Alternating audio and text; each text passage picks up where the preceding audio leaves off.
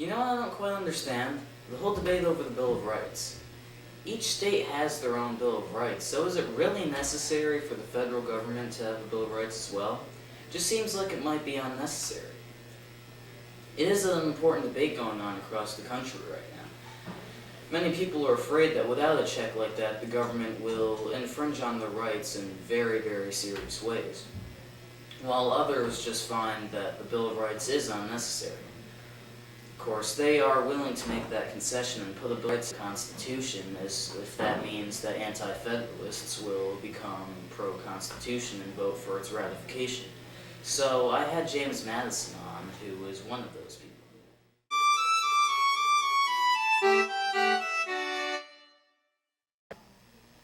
Now, Mr. Madison, being one of the most important writers of the Constitution, what's your take on the whole Bill of Rights ordeal? Well, being a writer of the Constitution, the ratification of it is very important to me, and I'm willing to do anything that it takes to have it ratified. So, about the Bill of Rights itself, are you neutral and you're just willing to include it if that's what needs to be done to ratify the document? Yeah, I'm pretty much neutral about it. I'm not for or against it, but if that's what it's going to take to have the Constitution ratified, then I need it to happen. So, would you imply, because I believe I read in one of the Federalist papers that you and many other Federalists would be in support of adding the Bill of Rights in as the first thing the new Congress does if the Constitution is ratified? Yes, it definitely will be the first thing we do if it's ratified, and many of my colleagues have expressed their opinions about the Bill of Rights to me. Even Thomas Jefferson sent me a letter from France that I have here, and he said that a Bill of Rights is what the people are entitled to against every government on earth. And if you feel like if that's what has to be done, that's what has to be done? It's that simple? Alright, thank you. The addition of a Bill of Rights to the Constitution still isn't even enough for some people, like Patrick Henry, who was against the idea of having a federal government anywhere near as strong as the one presented in the Constitution. As a matter of fact, as we have footage of an interview with him before the Constitutional Convention, in which he said this. But you're not going to the Constitutional Convention. Why is that? I smell a rat.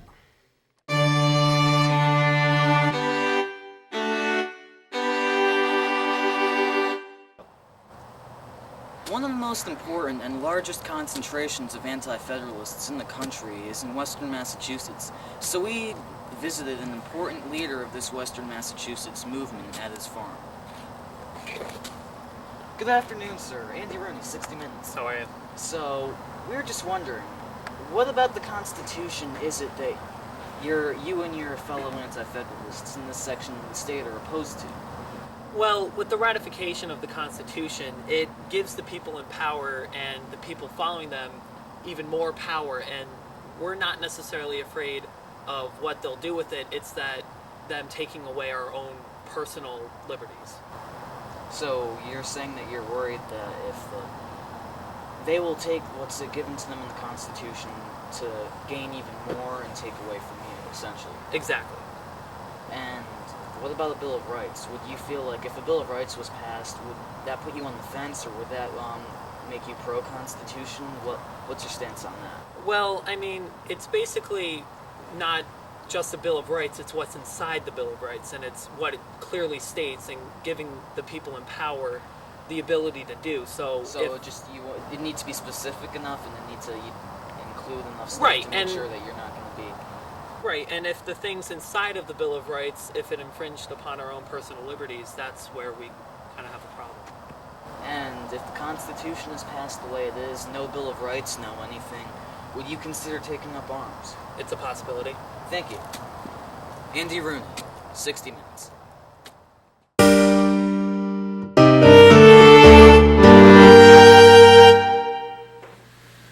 Mr. Jefferson, I know you've been away as an ambassador to France for a while, but I know you do still tend to keep up on current events in America as much as possible. And I'm just wondering, what's your opinion of the whole situation with the Constitution, the Anti-Federalists and the Federalists going back and forth, and the whole debate over the Bill of Rights? I would consider myself pro-Bill of Rights because I want to see the people's rights protected as much as possible. Hope therefore a Bill of Rights will be formed to guard the people against the federal governments as they are already guarded against their state governments in most instances. I even wrote a letter to James Madison telling him how it would be a mistake not to have one in the Constitution. So you're by all means pro Bill of Rights, just dead straight pro Bill of Rights? Yes. Even though the states have their own bills of rights, I think the federal government should have one to be checked as well. There was a time on this continent where people were arrested or even killed for comments that were seen that could be construed as anti-government. Sadly, what Mr. Jefferson said was true. We have this video of a 1764 protest over the Sugar Act. The government's wrong! The government's wrong! No! Please, you're under arrest. The government's wrong! So there you have it, a full spectrum view of many of the opinions expressed over the addition of a Bill of Rights to the Constitution of these United States of America. There's only one thing we can't say for sure. If it hadn't gotten too late in the summer and the framers had been able to add it into the Constitution originally, that would have made things a lot simpler. As always, Andy Rooney, 60 Minutes.